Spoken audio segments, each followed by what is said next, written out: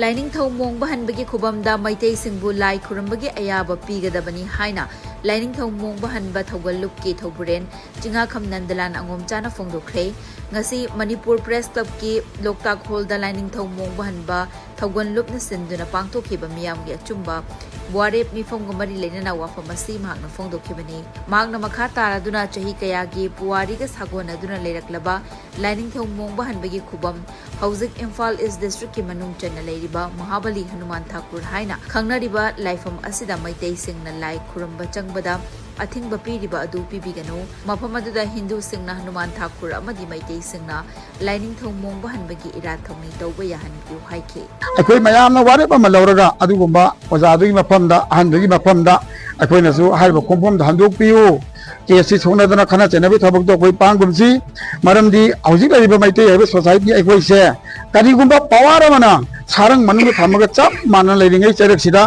adugumba awaba chaitheng phangnabagi lambi de sina gumji haijanabagi damakta adugumba aru wareba mak lining laison tawjariba ina lining chatba punamakki Apunba warep amak lemina si habagi damakta ngasi si achumba miyamgi achumba warep mifam adu phamjaraga sida lekkiba warep tugi makapona akai thabak pangthok jage masi damakta lebak miyamna si saugatpiu tengbang biu akoina lalamaga si chumdokpiu soiramaga si akai butakpiu natraga magemda leminariba punamakti laifamni lai haiba sidi amak kattigi naiba nade yade punamakti ni aduna arwaibada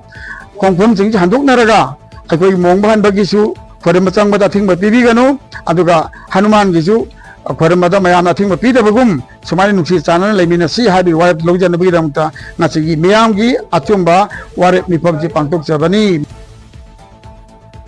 Chahigi leptana pangthoktuna lakpa September amadagi hauduna September tha amachupna irabat month haina palan tawduna lakpa adu chahi asigi oinasu ngasi jiribamgi mayon oiriba babu parada leiba lamyan bajaneta hizam irabat ki mitamgi akoibada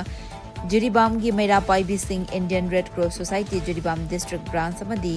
jananeta irawat memorial trust jimet jiribamgi thomi singna set sengduna haudokre Hiramasiga Mari Lainana GMAT ke General Secretary Maibam Santi Kumar Maitai na Fongdorakibada Chahi gi leptana GMAT na pangthoktuna lakpa irawat mapok numit amadi leikidaba numit palana si chahi asigi oinasu chamaga 64 suba mapok kumon amadi 63 suba jananeta hizam irabat leikidabagi numit palan pangthokadawri Thoramasida jiribamda leiriba miyamna sarukia biu amadi pangthokadawriba mass pass competition asida sarukia biu haina su miyamgi puning sengsenki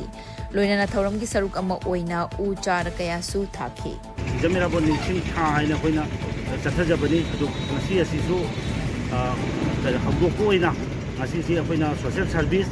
erabot complex ta tawre amadi uchara thabagi thoramsu tawre adu Haliba Tauramasi, I 30 of what Godobani, Leptana Satadoni, Aduna, Lamdam Tita Libiniba, Pajamayamna,